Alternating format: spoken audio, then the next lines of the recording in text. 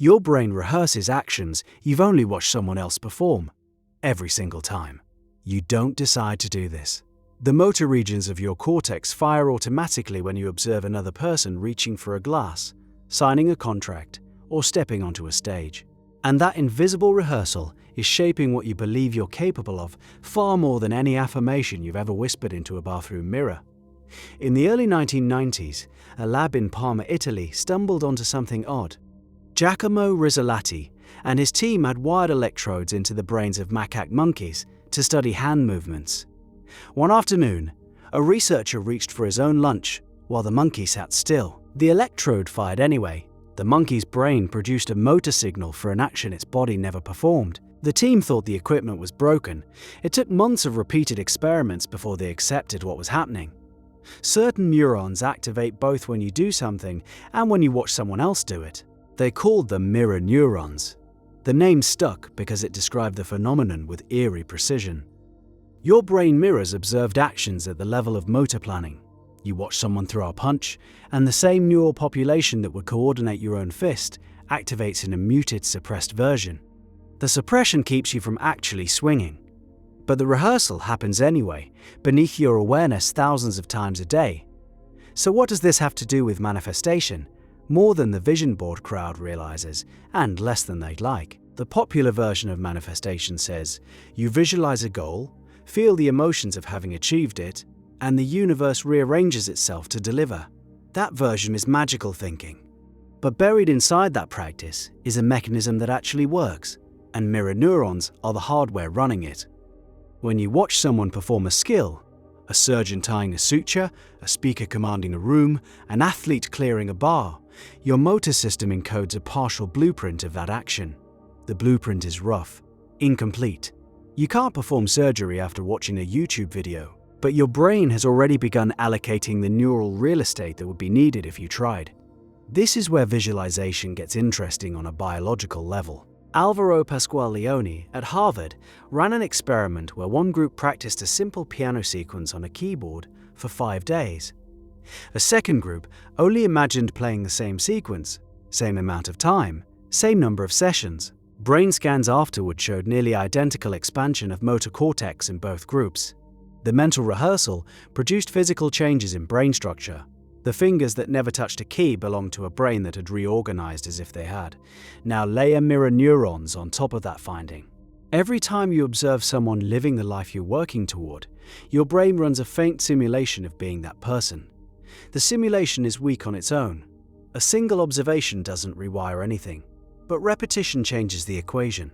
Hundreds of observations, thousands, stacked over months, the cumulative effect starts to look less like imagination and more like training.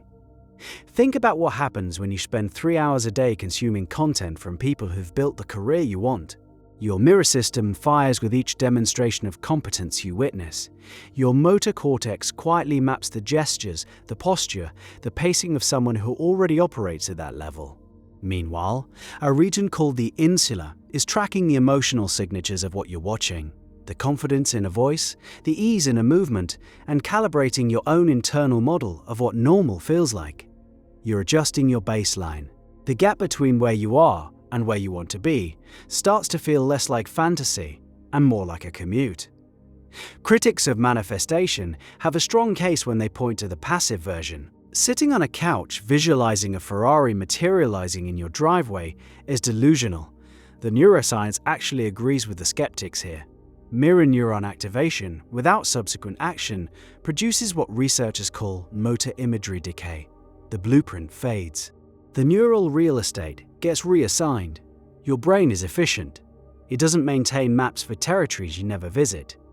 Visualization without action is a sketch that erases itself. But visualization paired with action creates a feedback loop that accelerates skill acquisition measurably. You watch, your brain simulates. You attempt, your brain compares the simulation to the real sensory feedback. The gap between simulation and reality becomes the error signal that drives learning. Each cycle tightens the loop. Watch, attempt, adjust.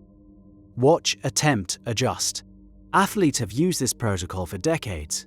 Without calling it manifestation, they call it mental rehearsal, and the sports psychology literature on its effectiveness is substantial. Here's where the mechanism gets personal. The people you surround yourself with are a mirror neuron delivery system. Every conversation, every shared meal, every phone call is a live feed your motor and emotional systems are quietly encoding. You felt this without having a name for it. You spend a weekend with someone ambitious and driven, and Monday morning you wake up with an energy that feels borrowed. Because it is. Your brain downloaded a temporary operating template from their behavior. Spend enough time in that proximity and the template stops being temporary. The reverse works with equal efficiency. Spend years around people who've stopped reaching for anything, and your mirror system faithfully encodes that pattern too.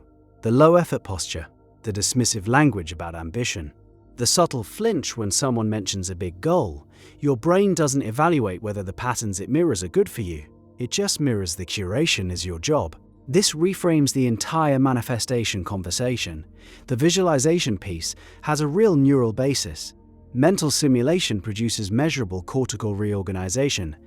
The feeling it as if it's real piece maps onto how the insula updates emotional baselines through observed experience. The surrounding yourself with success piece is mirror neuron exposure over time. Each component, stripped of mystical language, describes a documented brain process. The part that doesn't survive translation is the idea that thoughts directly alter external reality. Neurons fire, synapses strengthen, motor plans form. All of that happens inside your skull. The bridge to the external world is, and has always been, action. Your legs carrying you into the room, your voice forming the ask, your hands doing the work. The internal simulation makes the action more likely, more skilled, and more confident when it arrives. That's the actual mechanism. Rehearsal lowering the activation threshold for behavior.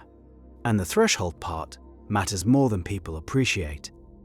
Every action has a psychological barrier, a felt sense of difficulty that determines whether you attempt it or avoid it. When your brain has already simulated an action hundreds of times through observation and visualization, the barrier drops, the action feels less foreign, less risky. You've been there before, in neural terms, even if your body hasn't. That feeling of, I can do this, that people attribute to confidence or faith has a mechanical explanation. Your motor system has run the simulation enough times that execution feels like repetition rather than a first attempt.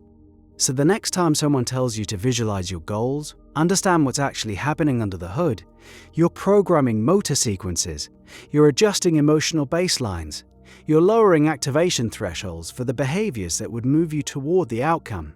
Every piece of that is real, measurable, and documented. And every piece of it becomes worthless the moment you stop converting simulation into action. The monasteries of manifestation got the ritual half right. Close your eyes, see it, feel it, believe it. Fine. The part they left out is the part your mirror neurons have been screaming at you about since Palmer. Your brain doesn't simulate so you can dream. It simulates so you can move. The rehearsal is preparation, and preparation without performance is just a muscle that never gets used. You already know which simulations you've been running. The question is whether you've been treating them as the destination or the departure gate.